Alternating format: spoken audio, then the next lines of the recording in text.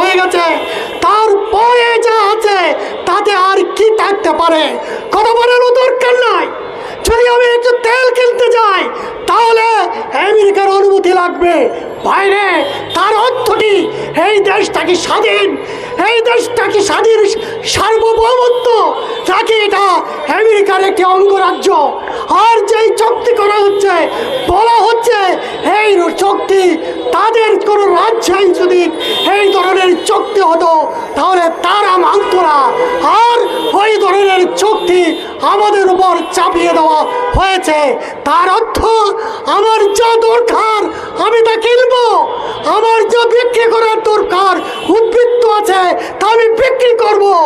এখন এই চুক্তিতে আমেরিকা বলতেছে না, আমার থেকে তোমার সব কিনতে হবে, যা প্রয়োজন নয় তা কিনতে হবে চড়া দামে, আন্তর্জাতিক বাজারের চেয়ে আরো বেশি দামে তার থেকে কিনতে হবে। তার অর্থ কি? তার অর্থ দাঁড়াচ্ছে এটা একটা গোলামি চুক্তি। আর একটি কথা বলে আমি শেষ করছি, সেইখানে সে আরো বলছে তার সাথে যার ভিন্ন মত আছে, দ্বিমত আছে, শত্রুতা আছে, তার সাথে আমরা কোনো স্বাভাবিক চুক্তিও করতে পারবো না।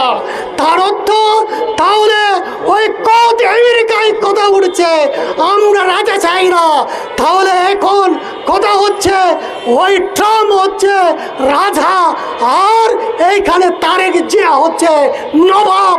আমরা তাই দেখছি ওই বিশ্ব প্রতারক ইউনূস যা করেছে আজকে আমরা দেখছি তার ধারাবাহিকতায় এই আজকের সরকারও তাই করছে।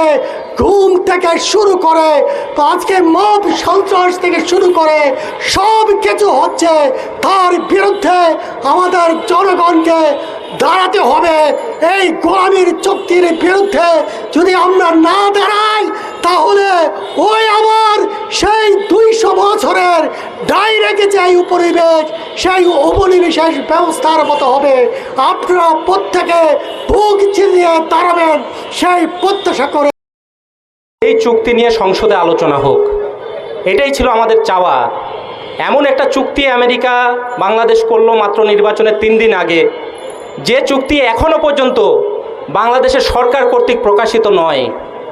তাহলে আমেরিকার সাথে একটা চুক্তি করেছেন, সেই চুক্তি বাংলাদেশের জনগণের কাছে আপনারা প্রকাশ করতে পারেন না, এই হচ্ছে আপনাদের অবস্থা।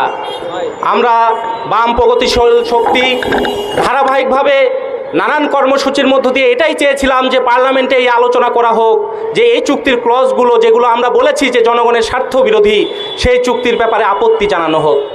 অথচ আপনারা জানেন যে আমরা পার্লামেন্টে 27 তারিখে স্মারকলিপিও দিয়েছি, কিন্তু পার্লামেন্টে যে দলগুলো আছে সেই দলগুলো এই চুক্তির ব্যাপারে কোনো ধরনের আলোচনা করেনি। এখন এসে প্রধানমন্ত্রীর উপদেষ্টা জাহিদুর রহমান বলছেন যে আমেরিকার সাথে বাণিজ্য চুক্তি বাতিল নয়, বরং পর্যালোচনা করতে পারি। আমরা চেয়েছিলাম যে এই আলোচনাগুলো হোক, অথচ জাহিদুর রহমান তখন বললেন যে আমরা বাণিজ্য চুক্তি বাতিল করতে পারবো না। আর ইতিমধ্যে তো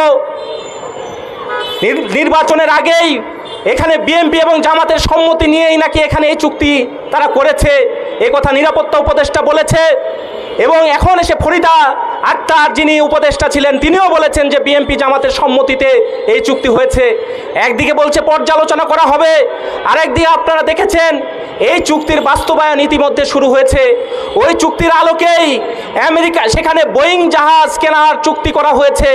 কিছুদিন আগে আপনারা দেখেছেন যে জ্বালানি নিরাপত্তা স্মারক চুক্তি করা হয়েছে, এবং এর আগে আমরা দেখলাম যে তেল কেনার জন্য রাশিয়া থেকে তারা অনুমতি নেওয়ার কথা বলা হয়েছে। ফলে চুক্তির পর্যালোচনা করেন নাই, সংসদে আলোচনা করেন নাই, এই চুক্তিকে বাস্তবায়ন করছেন, আবার বলছেন এই চুক্তি পর্যালোচনা করা হবে। এই একটা অবস্থার মধ্যে আমরা আছি। মার্কিন চুক্তি যে বাণিজ্য চুক্তি, এই চুক্তি যে আমাদের দেশ বিরোধী চুক্তি, এটা প্রমাণিত হয়ে গেছে। আমাদের দেশে বাম প্রগতিশীল মানুষ এবং যারা এই শিক্ষক বুদ্ধিজীবী আছেন, যারা এই বিষয়গুলো নিয়ে কথা বলেছেন, তারা দেখিয়েছেন এই চুক্তির ধারাগুলো কিভাবে আমাদের দেশের শিল্প, কৃষি, শ্রম, ঔষধ শিল্প এবং কার্যত বাংলাদেশের সার্বভৌমত্ব স্বাধীনতার উপর হস্তক্ষেপ আনবে। ফলে বাংলাদেশের জনগণ রায় দিয়ে দিয়েছে যে মার্কিনের সাথে যে চুক্তি, এই চুক্তি বাংলাদেশের জনগণের স্বার্থ বিরোধী।